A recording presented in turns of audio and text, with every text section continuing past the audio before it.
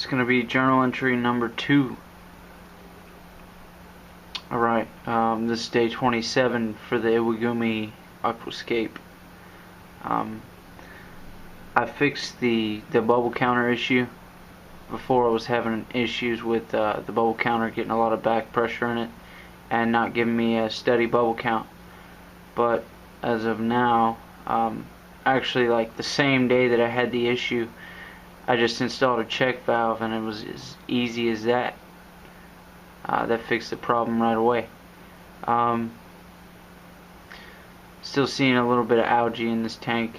I was dosing like 15 milliliters or 10 to 15 milliliters per day of XL, as well as maybe 1 milliliter of iron per day.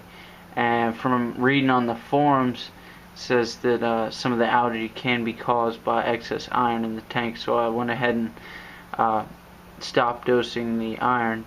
And what else? Well, I bumped up the dry ferts, whatever, the micro macro mix.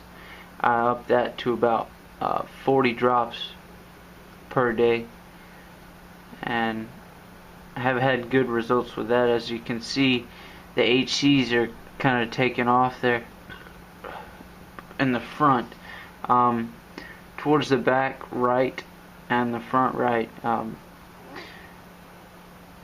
haven't had all that much growth. But you see my filters on the left side, so I'm thinking it's a flow issue as well as a lighting issue.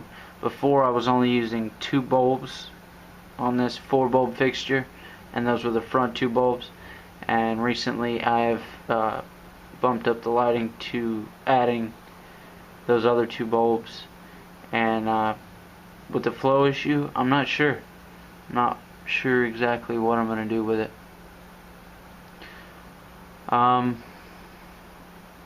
Let's see. I added Chinese algae eater as well as an Amano shrimp today, so hopefully they'll get rid of that excess algae that I'm having. I'm just stoked that those HCs are starting to break out, you know. They are starting to thrive like I wanted them to. Spreading out, growing every day. Just got to get that right side worked on. And also, when you're trimming the Rotala, it's good to trim it really low. You get this crazy cool effect of when it grows in so much more bushy, and the leaves just, it's sick, man. Just when you're trimming Rotala, trim it low.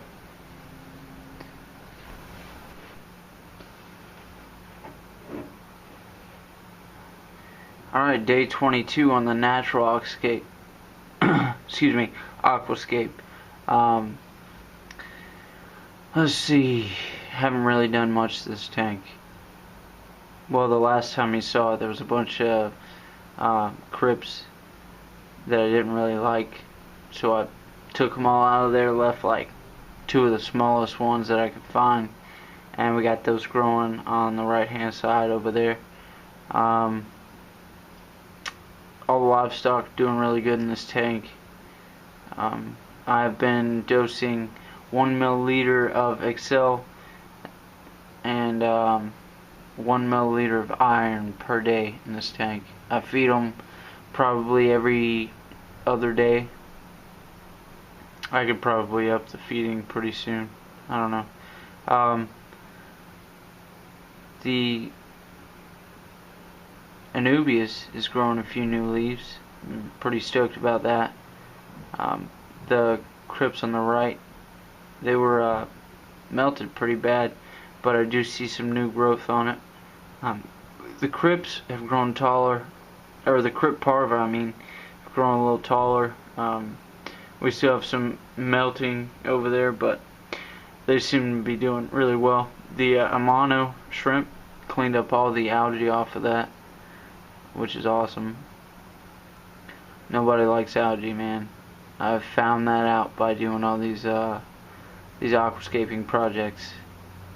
Um, the Rotala in this tank, uh, left hand, probably mid ground. It's growing very slowly. As you know, they were clippings. It's growing very slowly, but it seems to be growing bushy. Maybe, I don't know. It doesn't have all the red it used to have in it.